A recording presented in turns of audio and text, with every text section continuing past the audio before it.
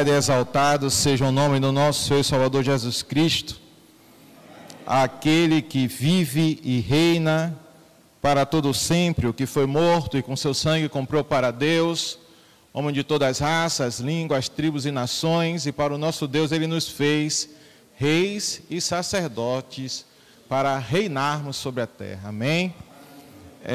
Eu queria que nós fiquemos, todos podem ficar de pé, por favor, em reverência à palavra de Deus. Eu vou ler o tema da ministração, Romanos 13, versículo 11, 12, 13 e 14, que diz assim: E digo isto a vós outros, que me conheceis o tempo, já é hora de vos despertardes do sono, porque a nossa salvação está agora mais perto do que quando no princípio cremos.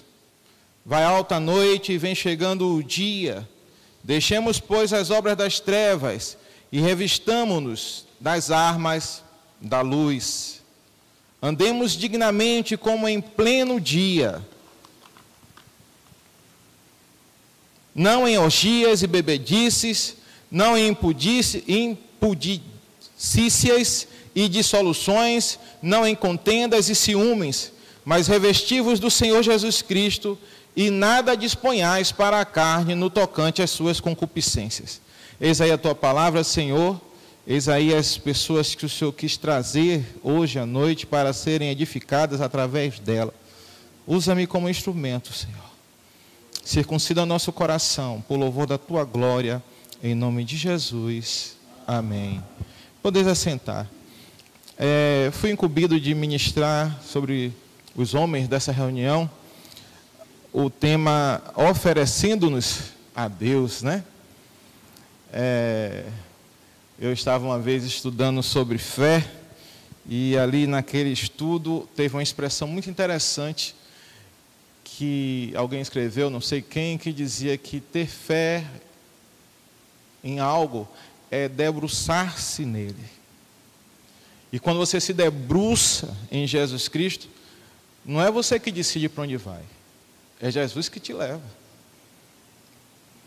Não é você que decide as coisas, o que fazer.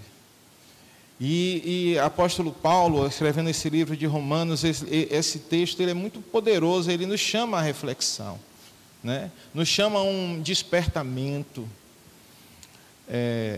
Nós estamos sendo bombardeados 24 horas por dia por setas do inimigo.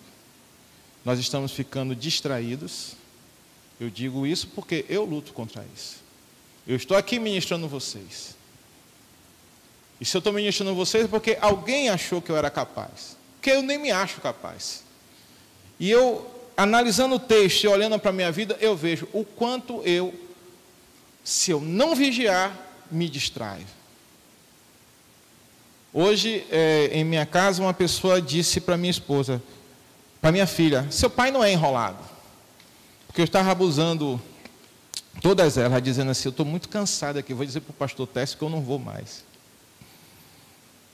E minha filha, ela é muito preocupada com tudo, né? Minha esposa já me conhece, e a visitante disse assim: fique calma, filha, você está vendo que seu pai não é enrolado? Por causa de um testemunho, que ela me conhece há muito tempo e sabe que eu não sou enrolado, sou um homem de palavra. E uma das pessoas que eu fiz uma aliança foi com Jesus Cristo, e como é difícil para mim cumprir essa aliança com Jesus Cristo. Porque Jesus Cristo ele não me pediu só meu corpo. Jesus Cristo me pediu meu corpo, minha alma e o meu espírito. E ele pagou por isso. Ele morreu na cruz do Calvário para que eu seja dele. E a Bíblia diz: todo aquele que declarar Jesus como Senhor será salvo. E quando eu declaro que Jesus é meu Senhor, então eu sou escravo de Cristo.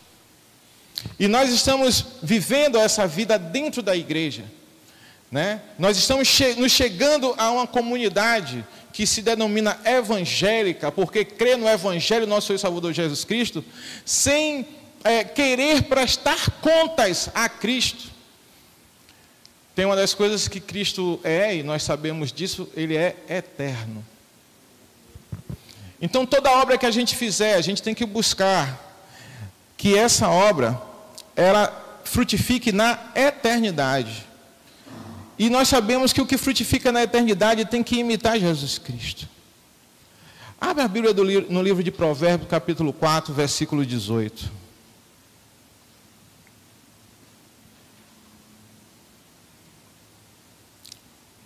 Alguns já conhecem o texto, mas o texto diz assim: a vereda dos justos é como a luz da aurora, que vai brilhando mais e mais até ser dia perfeito.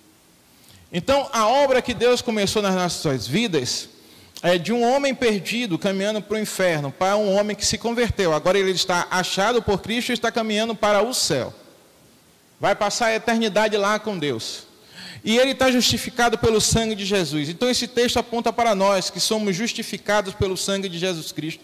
E ele nos diz que a nossa vereda, ou seja, o nosso caminho, ele vai crescendo, de glória em glória, até ser perfeito. Alguém aqui é perfeito? Eu não sou. Então a gente não chegou no final. A gente não tem um trabalho pronto para entregar a Cristo. A gente não tem uma tarefa pronta para entregar a Cristo, porque nós ainda não chegamos à perfeição.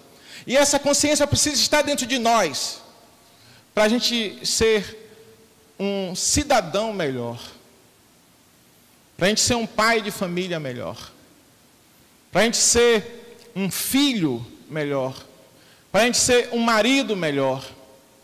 Todas as missões, os trabalhos, as atividades de um homem na sociedade, a gente tem que cumprir todas essas nossas atividades, buscando a eternidade. E como isso é difícil, buscando a perfeição. Então, não tem outra forma. A Bíblia diz que Deus procura verdadeiros adoradores que o adorem em espírito e em verdade. E esse termo, esse texto, essa expressão, não aponta para mim, não aponta para nenhum aqui presente, porque nenhum de vós consegue ser totalmente cristão. Nenhum de vós consegue ser perfeito, nem eu também.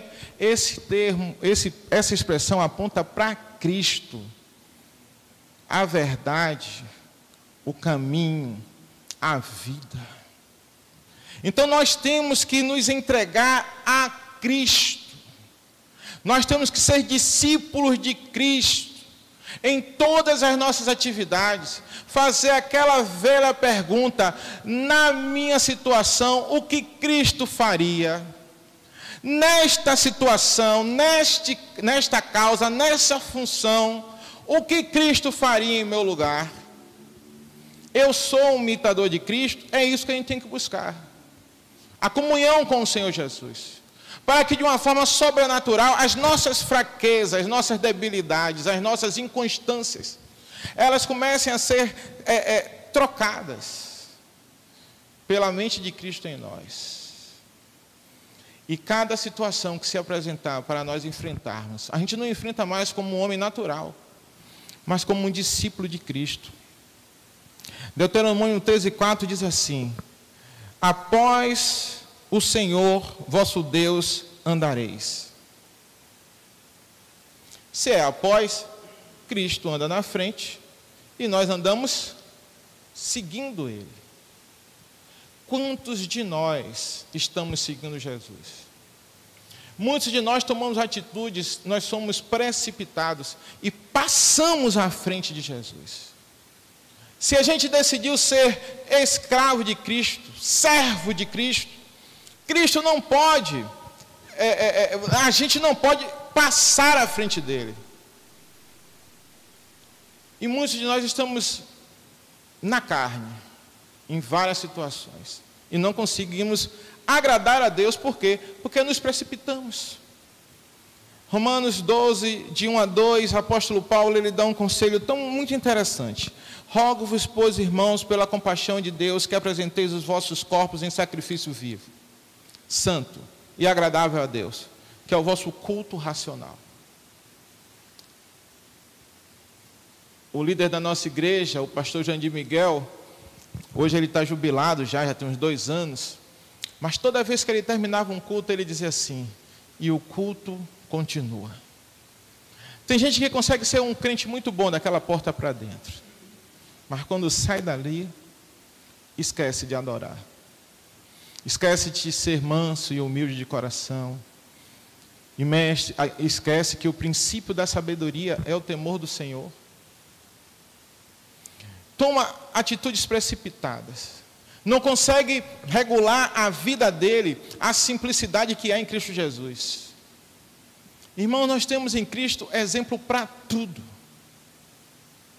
Ele, na sua vida na terra, ele passou por diversas situações que o ser humano passa, e nisso ele deixou um ensino, e o ensino de Cristo foi o próprio testemunho. No livro de Marcos, capítulo 12, versículo 28 a 34, tem um texto onde Jesus ele fala, eu queria ler para vocês, irmãos. Aproximou-se dele um dos escribas, e os tinha ouvido disputar, e sabendo que lhes tinha respondido bem, perguntou-lhe: qual é o primeiro de todos os mandamentos? E Jesus respondeu-lhe: o primeiro de todos os mandamentos é: ouve, Israel, o Senhor vosso Deus é o único Deus. Amarás, pois, ao Senhor teu Deus de todo o teu coração, de toda a tua alma e de todo o teu entendimento, e de todas as suas forças. Este é o primeiro mandamento. E o segundo, semelhante a esse, é: amarás o teu próximo como a ti mesmo. Não há outro mandamento maior do que este. Jesus Cristo está dando uma ordem, um ensinamento, um mandamento. E ele nos revelou, na sua conduta, o quanto isso é benéfico. Ele está falando, ele está reportando a velha aliança, ele está trazendo a nova aliança, ao mesmo texto. E ele nos cobra um amor que é diferente do amor eros, aquele que toma o nosso coração e faz. Eu tinha um amigo mesmo que ele saía daqui para Recife, para namorar a esposa dele, porque ela morava em Recife.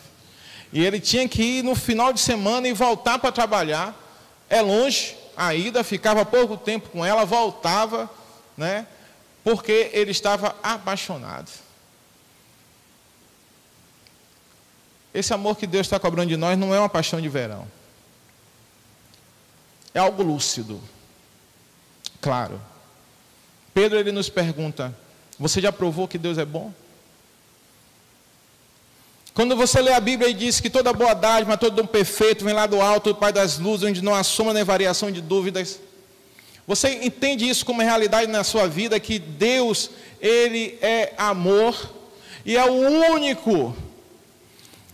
Como está escrito lá em Romanos 5,8, Deus prova o seu amor para conosco, sendo que Jesus Cristo morreu por nós, quando nós ainda éramos pecadores. Resgatou a gente de um caminho de trevas, de falta de paz, de falta de prosperidade, de falta de esperança, e nos colocou no reino dele, por um véu que foi rasgado através do sacrifício de Jesus Cristo na cruz do Calvário. E eu estou falando isso porque a primeira coisa que a gente tem que fazer é conhecer Jesus, crescer na graça do conhecimento de nosso Senhor e Salvador Jesus Cristo, para amá-lo dignamente. Se você não conseguir amar a Cristo, irmãos, você nunca vai conseguir se oferecer. Você vai estar sempre questionando, tendo dúvidas. Nós precisamos ser cheios do Espírito Santo, para que o professor nos caminhe ao conhecimento de Cristo, para que em todas as situações da nossa vida, eu, Henrique, não fale mais como Henrique, não haja mais como Henrique, não reaja mais como Henrique, mas que eu seja um imitador de Cristo, e que minhas atitudes, minhas inclinações de coração sejam as mesmas de Cristo, porque eu entrei em comunhão com Ele, ao ponto de que eu mudei a minha natureza, eu mudei a minha personalidade. Deus procura verdadeiros adoradores que o adorem em espírito e em verdade. Nós temos que ser achados por Deus, mantidos, sustentados por Deus, para que esse amor ele se torne prático. Que um amor, uma fé sem obras é morta, um amor sem a prática desse amor, ele é morto. E como é que você vai se oferecer a Deus? Nós viemos de uma sociedade onde os ídolos, eles obedecem a gente, nós ofertamos a ele, sacrificamos a ele, e os ídolos fazem o que a gente quer. Esse é o conceito das diversas religiões do mundo. Com Cristo é diferente. Algumas pessoas dizem que o melhor de Deus ainda está por vir. Todos estão mentindo. O melhor de Deus, Deus já deu para nós, que foi Jesus Cristo. E a gente tem que confiar e entender essa realidade do sacrifício de Jesus Cristo na cruz. Um justo, fiel, único, santo, eterno, Criador dos céus e da terra e tudo que existe, ele encarnou para ser vituperado na cruz do Calvário, dando uma prova de amor inquestionável, para que você realmente se entregue a Ele. Essas coisas têm que estar na sua mente, para que você não ande cocheando entre duas realidades. A gente morrer e ir para o cemitério e depois ser levado para o inferno. E entre a realidade de servir a Cristo, amar a Cristo e ir para o céu. E o melhor, não existe recompensa mais valiosa do que isso. Você tem que aprender a temer a Deus. Irmãos, nós estamos de novo sendo massacrados pelo inimigo de nossas almas por uma realidade onde as autoridades, elas são todas desrespeitadas. Eles pegaram os políticos e transformaram em pessoas ridículas. Eles pegaram os juízes e estão difamando. Eles acham que são mais fortes e mais poderosos do que o exército, do que as forças armadas, do que a polícia militar. Eles acham que os professores estão ali porque meu pai paga, que os professores têm que fazer as coisas para a gente. Então é uma sociedade onde os valores estão sendo trocados e os jovens, as crianças, os adolescentes e os adultos mal formados, eles estão desconsiderando as autoridades constituídas. E vem esse homem assim, todo corrupto, todo imundo com essa corrupção para a igreja. E ele não respeita o pastor, e ele não respeita o diácono, e ele não respeita o presbítero, e consecutivamente ele também não vai respeitar a Deus. E ele vai começar um relacionamento com Deus, achando que Deus vai fazer tudo o que ele quer. O temor do Senhor é o princípio da sabedoria. Não tem, irmãos, como você dar certo com Deus se você não respeitá-lo. Você tem que amar a Deus. Esse amor vai te aproximar dele, vai fazer com que você cresça no conhecimento dele. Mas se você não respeitá-lo, você vai sofrer muito com isso. Porque você pode entrar num caminho onde você acha que tudo que você faz é certo. E porque você não respeita a Deus, o diabo te consome. E você fica anos na igreja, sem nunca conseguir ter um relacionamento íntimo com Deus. A Bíblia nos fala que o cordeiro, para ser imolado, ele tinha que ser perfeito. A única perfeição que há em nós, se nós tivermos um relacionamento muito sério com Deus, colocando Deus no local que Ele é digno de estar. Então nós precisamos aprender a temer a Deus. Deuteronômio 6, de 1 a 9, diz assim: estes, pois, são os mandamentos, os estatutos e os juízos que mandou o Senhor vosso Deus para se vos ensinar, para que os fizesseis na terra a que passais a possuir. Para que temais ao Senhor teu Deus, e guardes todos os seus estatutos e mandamentos que eu te ordeno, tu e teu filho, e o filho do teu filho, todos os dias da tua vida, e que os teus dias sejam prolongados.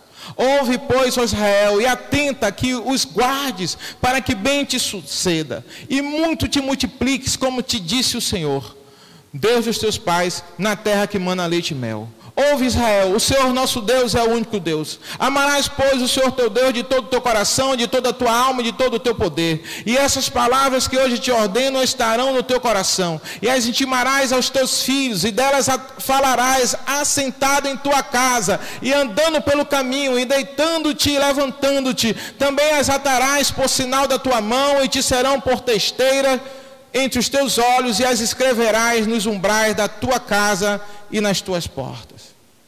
Levei muito tempo para entender o temor do Senhor. Semana passada, eu estou fazendo um curso online de teologia, EFTM, Escola de Formação Teológica Missionária. É lá da igreja onde eu congrego.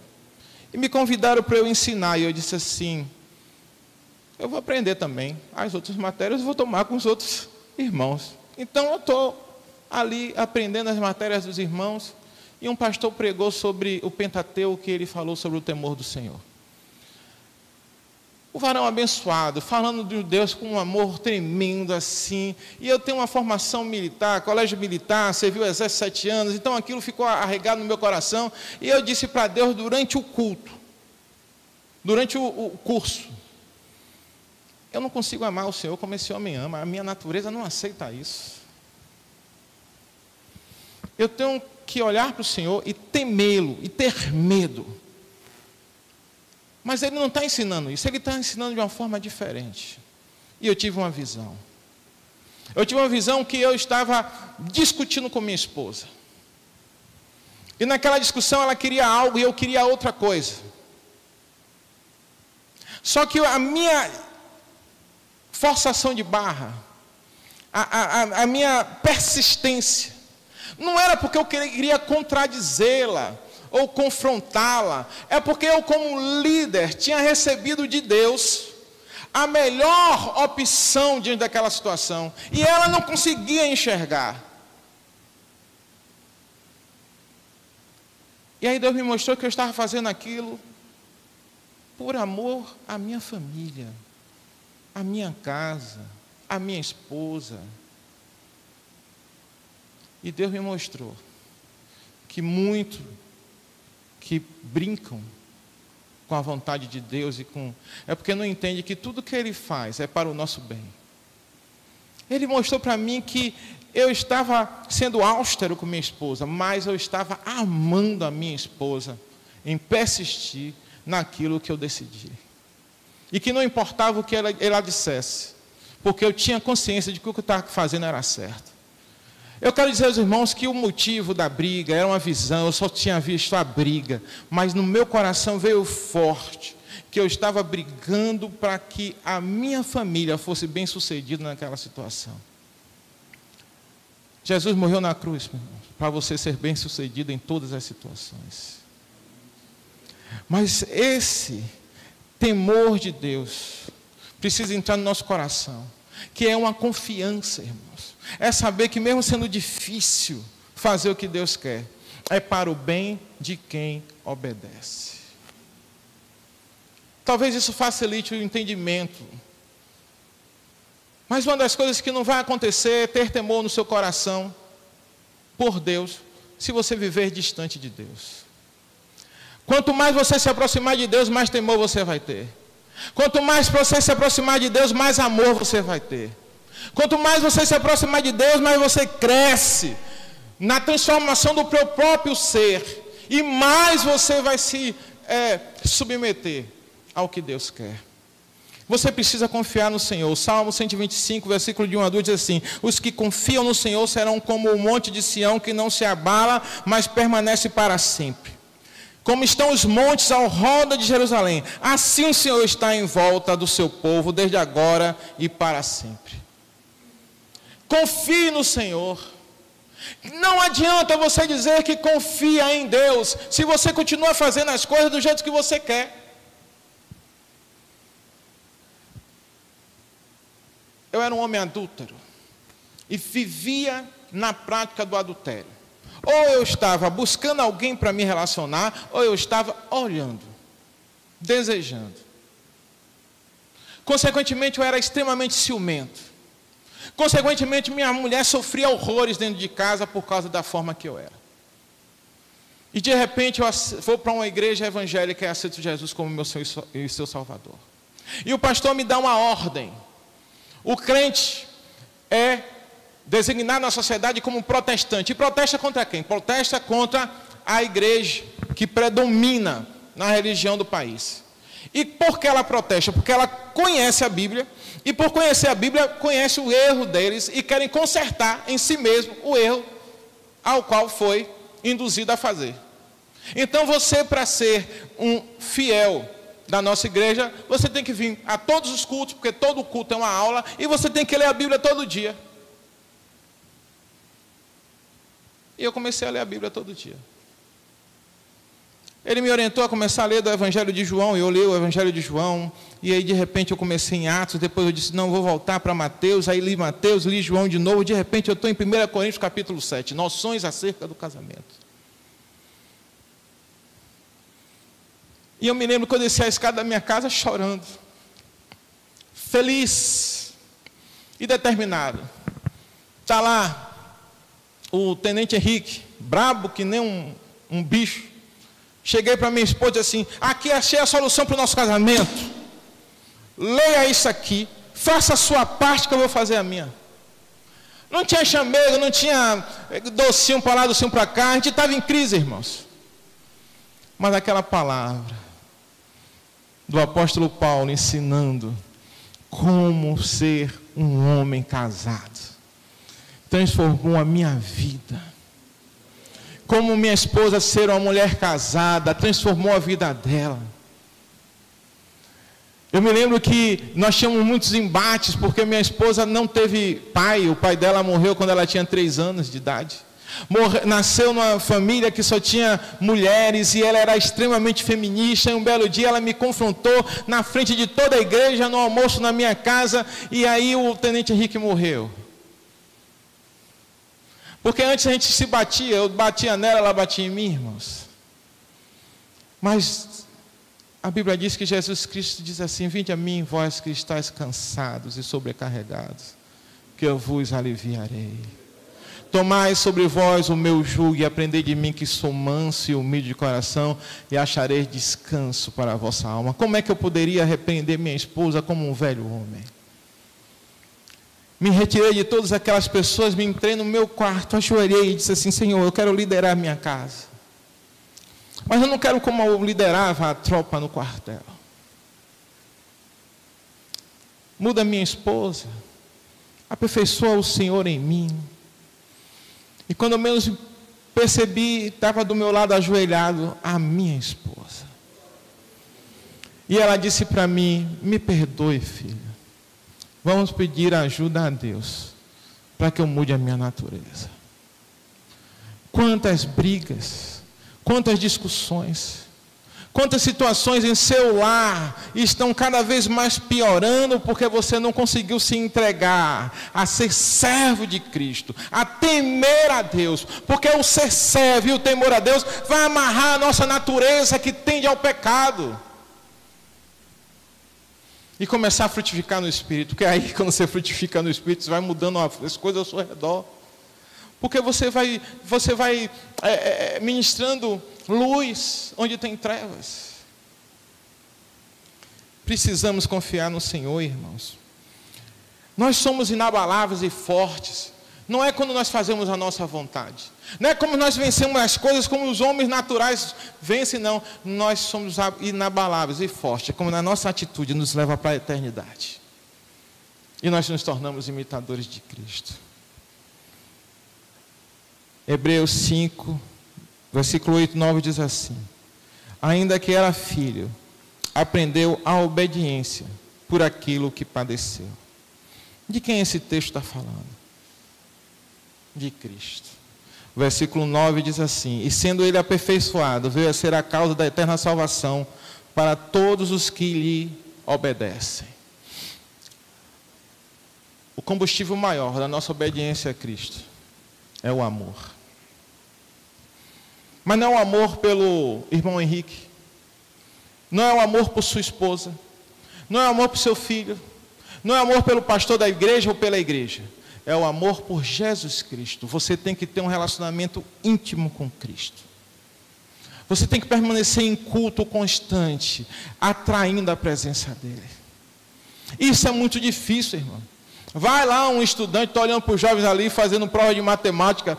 Meu irmão, é difícil, irmão. As dificuldades da vida, elas tendem a nos separar da relação com Cristo. Mas isso é uma coisa que ela vai se transformando em coisa normal se você vigiar. E começar a se revestir da armadura de Deus. Que termina com a seguinte expressão: orando em todo o tempo no Espírito. Orando todo o tempo no Espírito. Amados, Deus tem coisas grandes e maravilhosas para derramar sobre a igreja dele. E a igreja é formada de família. E cada um aqui é o representante de uma família. E se é pai, você é o líder, a cabeça de uma família. E não há vitória maior para você do que entregar-se a Deus. Se deixar levar por um Deus bondoso, amoroso, que tem obras para a eternidade e quer colocar você na eternidade.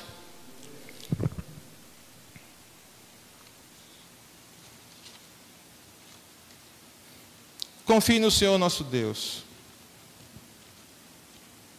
Confie em Jesus Cristo, porque Ele veio restaurar a criação.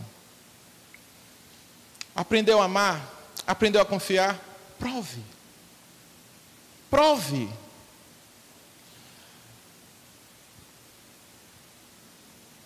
A mídia, a tecnologia, criou o virtual. Nosso Deus é onisciente, onipotente, onipresente. Ele sabe o que você está pensando agora. Então esse amor por Jesus Cristo e essa confiança em Jesus Cristo não pode ser virtual. Ela tem que ser real. E ela tem que ser transformada em atitudes, irmãos. Ela tem que ser transformada em atitudes. 1 Pedro 2, no versículo 1 diz assim: deixando, pois, toda a malícia, e todo o engano, e fingimento, e invejas, e todas as murmurações, desejai afetuosamente, como meninos novamente nascidos, o leite racional, não falsificado, para que por ele vades crescendo. Se é que já provaste que o Senhor é bom. E chegando-vos para ele, pedra viva, reprovada na verdade pelos homens, mas para com Deus eleita e preciosa, vós também, como pedras vivas, sois edificados casa espiritual e sacerdócio santo, para oferecer sacrifícios espirituais agradáveis a Deus por Jesus Cristo. Nós somos tão falhos e imperfeitos que nós nem oferecemos sacrifícios a Deus por nós mesmos, é por Jesus Cristo. Cristo em nós, esperança da glória. Cristo em nós, a esperança da glória. Amados irmãos, entregar-se a Deus não é difícil se você conhece Jesus. É impossível, irmãos, você purificar a mente de todas as doutrinas, os dogmas religiosos profanos, de todas as maldades do mundo, e começar a encher esse vazio existencial com a beleza de Cristo, com o amor de Cristo, com a perfeição de Cristo, com a eternidade de Cristo, com a grandeza de Cristo, com a força e o poder de Cristo. É impossível você não amá-lo. E com o conhecimento dessa personalidade de Cristo, é impossível você não temê-lo, respeitá-lo. Nós somos líderes de uma família, nós somos a cabeça de uma casa. O nosso Senhor, o Senhor dos Exércitos, decretou uma relação de submissão entre Cristo e nós. E nós temos que entender que, como cabeça da nossa família, nós temos que nos sacrificar como Cristo se sacrificou. Abra aí no livro de Efésios, capítulo 5, versículo 25. que diz assim, que o marido tem que amar a sua esposa, como Cristo amou a igreja e a si mesmo se entregou por ela. Maridos, amai vossa mulher, como também Cristo amou a igreja e a si mesmo se entregou por ela. Está estabelecido um padrão. Qual é o padrão do pai de família? Cristo. Eu não conheço Cristo. A minha forma de ser líder na minha casa vai adorar a Deus se eu não conhecer Cristo? É uma pergunta que eu faço para vocês. Fora de Cristo eu consigo ser a pessoa aprovada por Deus, o servo de Deus, o íntimo de Deus? Não consigo, irmãos. Eu fui chamado para um congresso dos homens. Naquela época eu já tinha uns 15 anos de crente e disse assim para mim: não tem nada que esse pastor vai me ensinar que eu não já saiba. E quando chegou lá, a mensagem foi uma só: aprendendo a imitar Jesus Cristo na família. E eu fiquei morrendo de vergonha, porque eu achava que eu já sabia alguma coisa. Eu sei que o pessoal chegou, está me tirando do lugar. Eu vou parar de falar aqui, né? Não ficou muita coisa de fora, não, irmão. Só o versículo que fluiu aqui pelo Espírito antes do cronograma da ministração, que é Mateus 11, 28 e 30, que diz assim: vinde a mim, todos os que estáis cansados e oprimidos, e eu vos aliviarei. Tomai sobre vós o meu jugo, e aprendei de mim, que sou manso e humilde de coração, e encontrareis descanso para as vossas almas, porque o meu jugo é suave, e o meu fardo é leve. Obrigado pela oportunidade, em nome de Jesus.